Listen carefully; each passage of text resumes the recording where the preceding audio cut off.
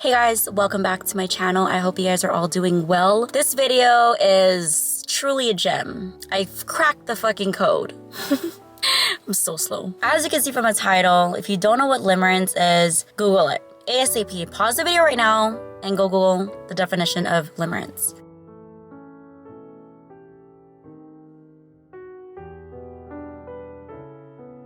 When I tell you, when I found out about what limerence is, my mind was blown to Pluto. This is my biggest issue, my biggest flaw, the biggest thing that I've struggled with when it comes to dating, relationships, love, limerence. Can we all just say it with me? Limerence. Now that you know the definition of limerence, woo! Where do I start? This is something that I just found out about and I was blown. This is, like I said, one of the biggest things that I've ever struggled with. Okay, I am all worked up and we didn't even start the video.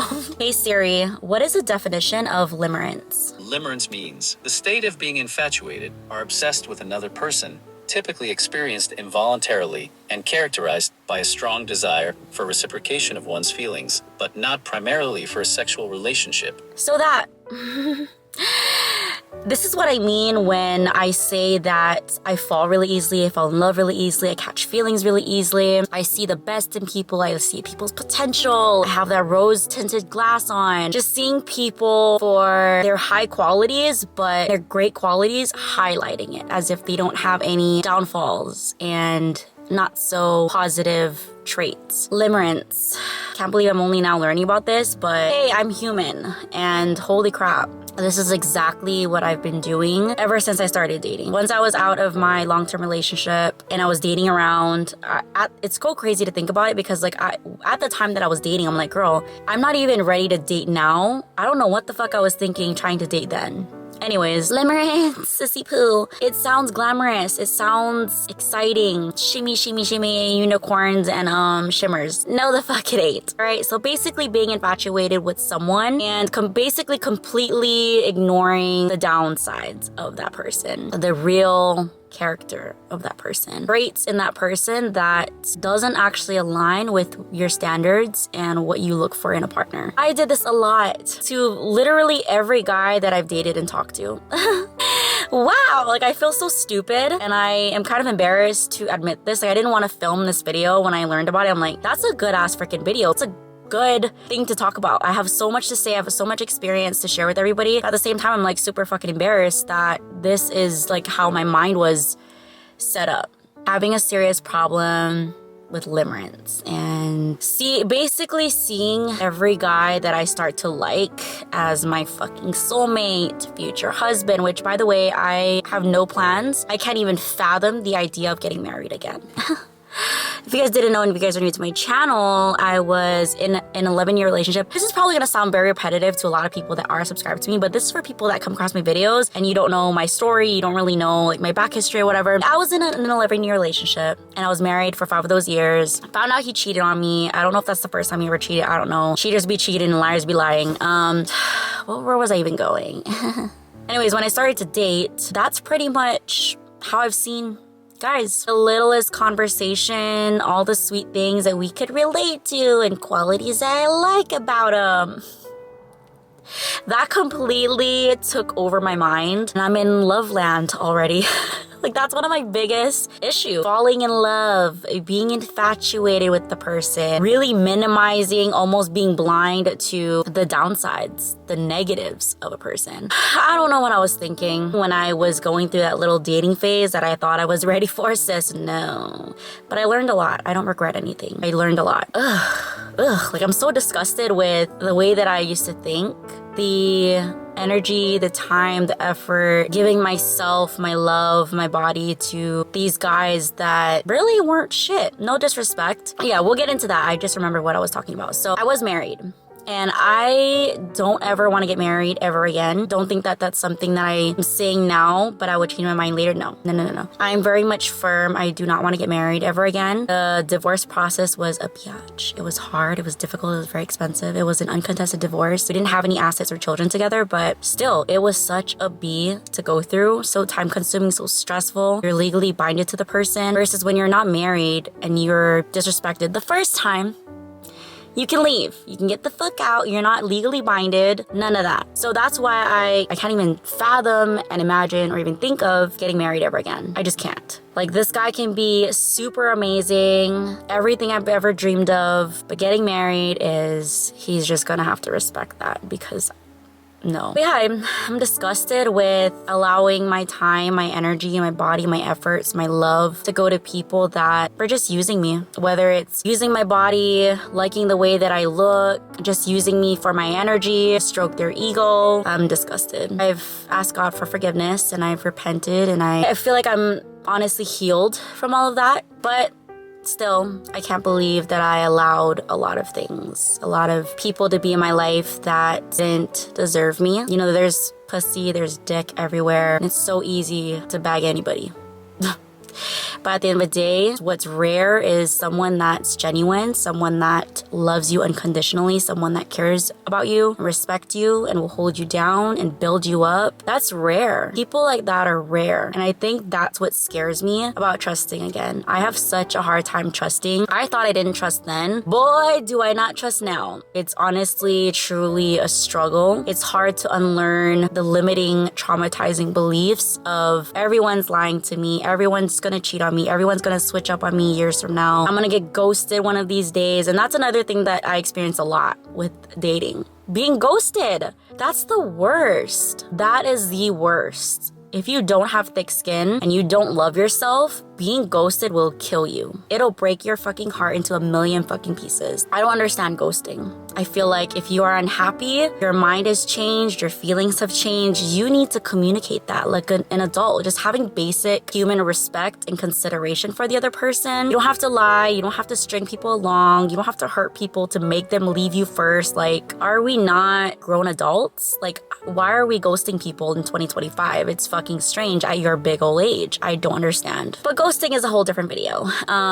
Anyways, guys have a really charming way of saying everything that they know you want to hear. To get vagina, to get your number, to hang out with you so they can get a kiss. And then, you know, once they get what they want, they go ghost. All of a sudden, they're busy with work, all this bullshit.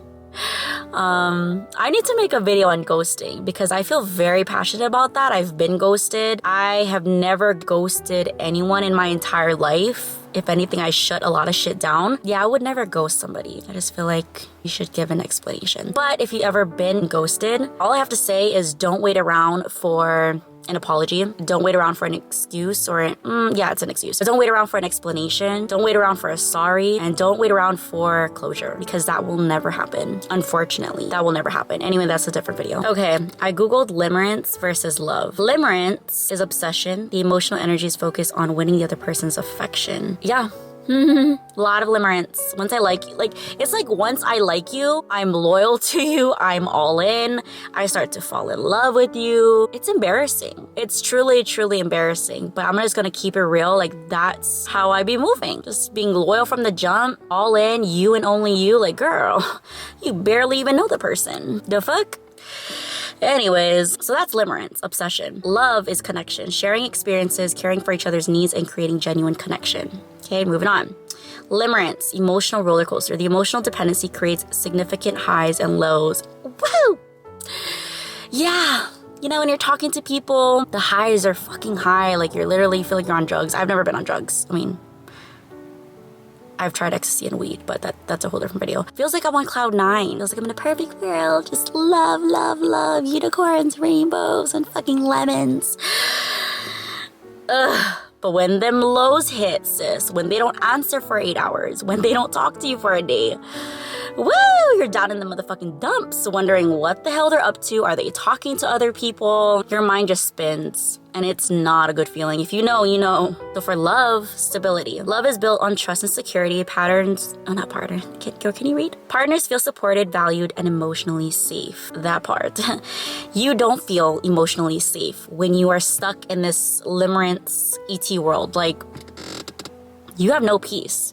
You have no emotional stability. You feel like you're losing your fucking mind. You're always wondering where the hell you stand with the person. You're not emotionally safe. For limerence, deep fear of rejection, constant fear of losing the other person's attention or approval. You will feel that in your soul. You will feel this attachment, this unhealthy obsessive attachment to somebody when you're in your limerence la la land. Like, you will feel that in your soul, okay? And it'll drain the fuck out of you. I don't know about you. When I was in that little dippity-doo-ha limerence shit, I never felt settled at all. If I wasn't talking to the person, texting the person, or with that person, I was low on energy, sad, and was constantly worried. It's not a good feeling. For love, emotional safety, trust and open communication allow partners to be secure enough to share insecurities. There's no conversation when you're dating someone and you're in your limerence shit and that person is not right for you. They will not reassure you. They will not communicate deeper insecurities that they may have, or boundaries, or their feelings in general. Limerence, limited lifespan, lasts a few months or years. The limerent period ends when reality sets in. And it sets in real quick, fam. It does. You can't be in limerence with someone. You can only be in like that headspace for so long. You cannot be in that headspace for years. Maybe 6 months max. But other than that, yeah, that's not real love. You are in true limerence. And this is for love. Longevity. Built to last, romantic love deepens and strengthens into... And strengthening... Can you read? Fuck, it's been a long day. Strengthens into a long-lasting bond. It goes beyond the 6 months. It's with a lot of consistency in the other person when they are truly serious about you, love you, respect you, care about you. Huge difference. Last one for limerence, fantasy. The mind is a powerful storyteller, crafting a relationship not built on reality. That motherfucking part right there. That fucking part. And then for love, reality. Dreams are based on real experiences and mutual feelings. So you will know. You will know when someone genuinely loves you through their actions, not their words, their actions, how they make you feel, how they treat you, your mental mind state, your emotional state, everything. You will feel stable, safe, and well taken care of. Versus limerence, on the other hand, sis is in fantasy world. Your mind is a powerful storyteller. And I have a creative mind. I don't know about y'all, but my mind is so fucking creative. If you just allow me to think for a little bit, I will go to Pluto and not come back. Yeah, no, my imagination will run wild. If you're like me, I watched a lot of love story, romance movies growing up. You know, I think that I have this Prince Charming waiting for me. This is just in fantasy world, for real. Crafting a relationship not built on reality. I think that's the biggest one for me. You know, when I see these good qualities in the other person, that's completely what it is. I build them up in my head to be this perfect person. Obviously not super perfect. I'm not that blind, but sis is fucking blind. And I build them up to be somebody in my mind, and I idealize them. That's another thing as well. Like, you idealize people. You create this version of them that's perfect, that knows no wrong, that you can live happily ever after with. And that's just not true. That's not who they truly are. That's not how your reality will be. It's not how the relationship will be. I struggle with that. I truly, I don't know why I struggle with that, but I do. And it's almost fucking depressing. Like, for me to think so highly of someone, completely forgetting about their flaws and parts of them that I would otherwise have not have pursued them had I known those traits or paid more attention to them. I will literally run with it and just see this person as this amazing person. Especially when you really like someone. Like, when you like someone, everything else goes out the motherfucking window. Is that a freaking... Oh my god, I thought that was a scratch on my window. Oh, I'm about to lose it. Definitely was in limerence la la land for a long time. I'm obviously to a point where I'm no longer in that limerence limbo. Looking back, fuck yeah, I was. I was a limerence motherfucking queen. There's a lot of cons to being a lover girl, and this is one of them. Being in limerence. Wait, how do you even use a sentence? Being in limerence? limerence. This is something that I'm just gonna have to keep working on. You know, when I meet people, my biggest struggle as well, not only I do the whole limerence thing, but I fall so easily. I fall very easily. And I'm thinking, is this my soulmate? Is this my forever person? Is this the one for me? Like, I'm constantly in that mental headspace. And I hate it because it's like, fuck, not everyone you meet is the fucking one, bitch. But that's just how I think. So that's been something that I'm working on. Things kind of just went cold, and yeah, it sucks. It honestly sucks. But at the end of the day, you want someone that's sure about you. 100% sure about you. I don't ever want to be someone's plan B, someone's placeholder, someone's doormat, someone that you play house with. Like, no, I am worthy and I want something serious. I want to spend the rest of my life with just this one person. And that's it. And I don't want anything else. It's just literally all I want. I couldn't get that. Back to being single, I guess. I've always been single, but like just not having nobody to talk to. And it's been very peaceful otherwise because I'm able to sit with my thoughts. I recently learned about limerence, seen a lot of videos on TikTok, like holy shit. Learned a lot about texting because I am a texter. That's a whole different video. I'm excited. I actually want to film that video. Anyways, yeah, I just wanted to talk about limerence, the side effects of having it, and being in that mental headspace is not a good place to be in. Anything, you're just hurting yourself in the end. It's something that you have to work on and work at because I'm still working on it. Relearning, rewiring my brain to think differently, to have a different perspective. I can't believe that I was in limerence. Moral of this video, see people for who they truly are. Take into consideration parts of them that don't align with what you want in the other person, what you want in a relationship. And pay close attention to that and hold on to that and don't ignore it. And just take people for face value because sometimes they're not this grand person that you make them up to be in your head.